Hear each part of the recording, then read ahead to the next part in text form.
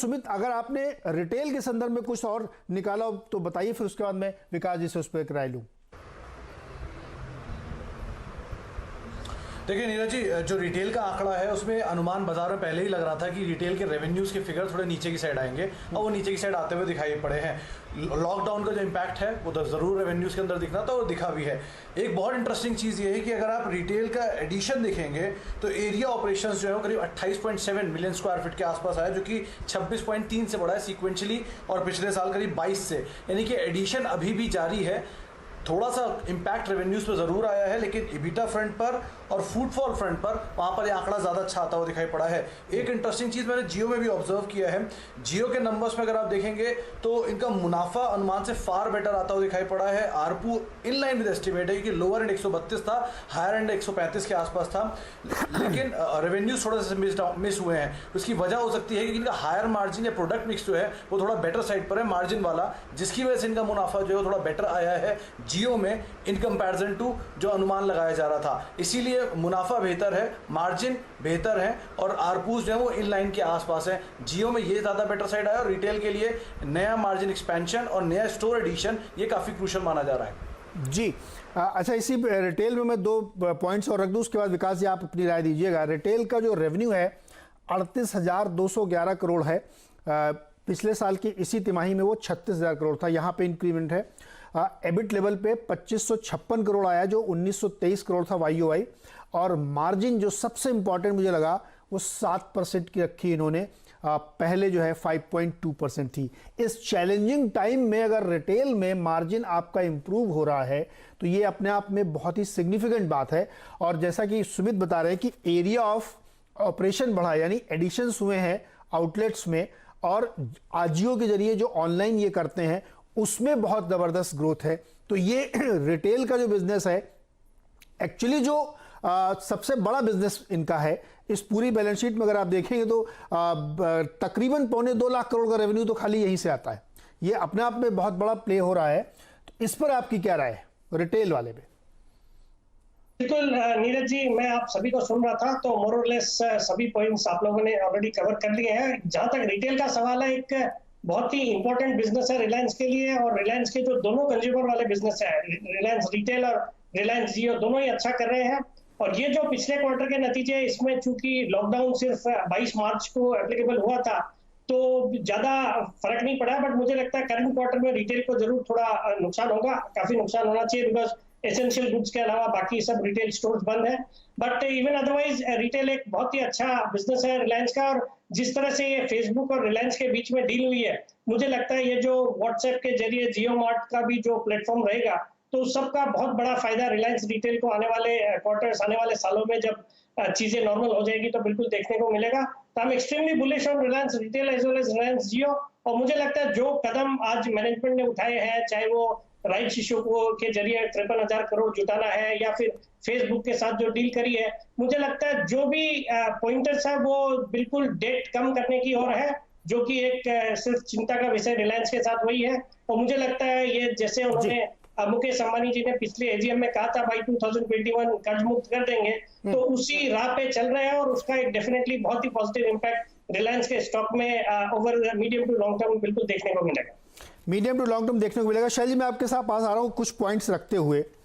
Annual EBITDA जो है उसने 1 लाख करोड़ क्रॉस किया है पहली बार, ये अपने आप में एक रिकॉर्ड है। डिजिटल सर्विसेज का जो रेवेन्यू है, जो एबिटा है माफ कीजिएगा, वो 6,500 करोड़ पहुंच गया है, ये इसने बीट किया है 42% से YOY। और इसके साथ ही रिकॉर्ड एनुअल रेवेन्यू राइज हुआ है 40% का। तो हर फ्रंट पे अगर इसके नतीजों को आप देखें तो वो बीट है। अब जिन लोगों को लग रहा होगा कि मैं बहुत ज़्यादा रिफाइनिंग और पेटकेम की बात नहीं कर रहा हूं, तो मैं उनके लिए भी बात करूंगा। हमारा जो पेटकेम का एबिट मार्जिन है वो 18.5% है इस चैलेंजिंग टाइम में, जो कि पहले 19% था, वहां से हल्का सा कम हुआ है। रेवेन्यू 32,000 करोड़ का है, जो पहले 36 था, फिर मैं कहूँगा इसने चैलेंजिंग टाइम में। और रिफाइनिंग मार्जिन जो हमने देखी है, जीआरएम ने आपको बताया कि हमारा $8.9 का आया है। तो उस सेगमेंट से भी हमें निराशा नहीं हुई है, जहां पे हमें डर था कि ग्लोबल ऑयल की इंडस्ट्री जिस तरीके से बिहेव कर रही है वहां पे भी है। तो बहुत सारे रिकॉर्ड इस क्वार्टर में भी और इस फाइनेंशियल ईयर में बने। शैल जी। जी, तो नीरज जी सिर्फ और सिर्फ इंतज़ार कीजिए मई के मध्य का या उससे पहले 3 मई के आसपास, जब आप देखेंगे कि हमारे देश के कई ऐसे हिस्से हैं जो इकोनॉमिक एक्टिविटी में आपको खुलते हुए दिखेंगे। बाहर विदेश में, चाहे वो फ्रांस हो या जर्मनी हो, पूरा वेस्टर्न यूरोप हो, अमेरिका हो, यूके हो, वहाँ पर भी आपको एक्टिविटी बहुत ज़बरदस्त तरीके से पिकअप होती हुई दिखेगी। एयरलाइंस दोबारा वापस चलती हुई दिखेंगी। ये जो हमने 2 महीने का जो परेशानी वाला माहौल देखा, जहाँ पर ग्लोबल ऑयल्स का जो साइकिल है वो बिल्कुल आपको ख़त्म होता हुआ दिखा या ध्वस्त होता हुआ दिखा। आप खुद ऑयल को इतना ज़बरदस्त तरीके से ट्रैक करते हैं, -$37 पर बैरल एक हफ्ते पहले ही था, वो वापस आपको आता हुआ दिख रहा है। तो ये साइकिल दोबारा ऊपर की तरफ घूमती हुई आपको दिख रही है। लेकिन इस गिरी हुई साइकिल में अगर आपने इतना अच्छा काम किया है तो आप ये मान के चलिए कि आगे आने वाले समय में कितना बेहतरीन आप प्रोडक्शन दिखाएंगे। दूसरी बात मैं यतिन जी के साथ जोड़ना चाह रहा था कि अगर कोई और ग्लोबल इन्वेस्टर आ जाता है उसी वैल्यूएशन पर जिस पर फेसबुक ने 10% स्टेक लिया था रिलायंस जियो पर, तो आप देखिए स्टॉक में एक और किकर लगेगा। 2 बातें समझिए। देखिए, हमारा देश फेसबुक के लिए 3 सबसे बड़े जो उनके अहम प्रोडक्ट्स हैं, इंस्टाग्राम, व्हाट्सएप और फेसबुक की अपनी वेबसाइट, सबसे बड़ा मार्केट है। हम सब छुट्टी के दौरान या रात को जाते वक्त या दिन में आप नेटफ्लिक्स देखते हैं, डेटा कंजम्पशन देखिए कितना बढ़ रहा है। तो एक देश ही हमारा ऐसा है जो दुनिया की सबसे यंग कंट्री है और यहाँ पर डेटा बहुत ज़बरदस्त तरीके से आपको शूट करता हुआ दिखेगा। मैंने 3 साइकिल्स देखी हैं, हॉकी स्टिक कर्व।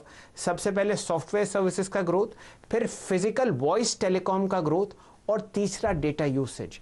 अगर रिलायंस जियो इस वेव को और अच्छी तरीके से बढ़ता हुआ दिखा रहा है तो जो यतिन जी आपको शेयर के आंकड़े देते हैं 1750-1800 रुपए जो टारगेट्स हैं, वो आपको बहुत जल्दी ही आते हुए दिखेंगे।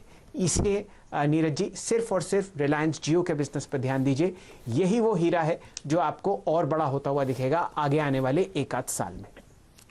परफेक्ट। और ये इसलिए भी ज़रूरी है कि जैसे सही आप कह रहे हैं कि टेक्नोलॉजी जो है ना वो हमारी आपकी लाइफ को चेंज करके रख रही है और ये जो बिजनेसेस हैं डेटा के और आपके हमारी ज़िंदगी के, वो फ़र्क डाल रहे हैं और उसी को कैप्चर करने की कोशिश की जा रही है। जो आपने भी बात सही कही कि फेसबुक भी इसी चीज़ को अच्छे से समझ रहा है कि कैसे इसको प्ले अप करना है। अच्छा, वेरी क्विकली जरा टारगेट भी तो ले लूँ। तीनों हमारे जो बड़े बड़े मेहमान बैठे हुए हैं, एक लाइन में सर बताइए क्या टारगेट है इसका आप लोगों के लिए।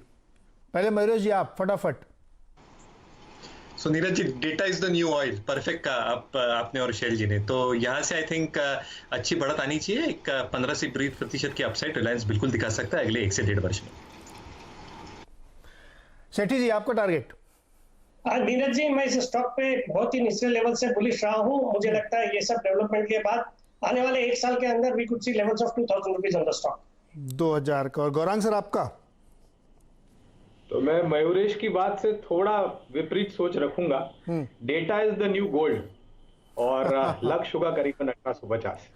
1850 का टारगेट लेके आप उसमें खरीदारी कर सकते हैं। और इन्वेस्टर्स के लिए अच्छी खबर है कि राइट्स इशू है आपके पास मौका, अगर आपके शेयर होल्डर हैं तो आपको सस्ते में और शेयर मिल रहे हैं और पूरा पैसा एक साथ नहीं देना। सबसे बड़ी बात तो ये है यहाँ पे कि आपकी जेब एकदम से खाली नहीं होगी, आपको मौका दिया जाएगा कि आप थोड़ा थोड़ा पैसा करके इसको खरीदारी करें।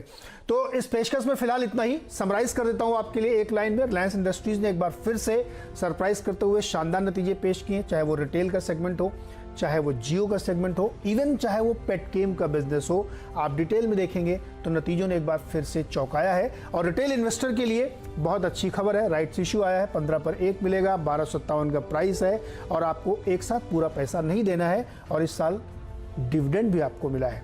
तो हमारे साथ जुड़ने के लिए बहुत बहुत शुक्रिया। देखते रहिए CNBC आवाज़ और हम देखेंगे इसका स्टॉक प्राइस मंडे को कैसे गेन करता है।